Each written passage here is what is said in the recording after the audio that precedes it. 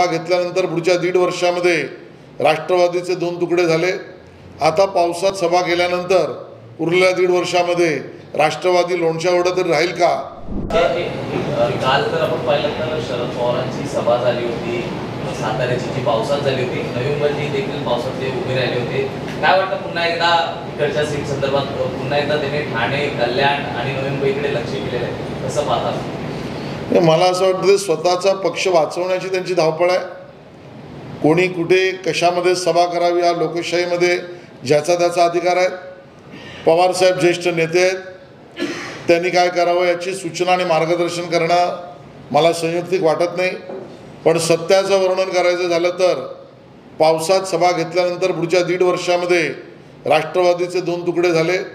आता पावसात सभा केल्यानंतर उरलेल्या 1.5 वर्षामध्ये राष्ट्रवादी लोणच्यावडं तरी राहील का, हा त्यांनी त्यांच्या प्रश्नाला मनाला उत्तर द्यावं।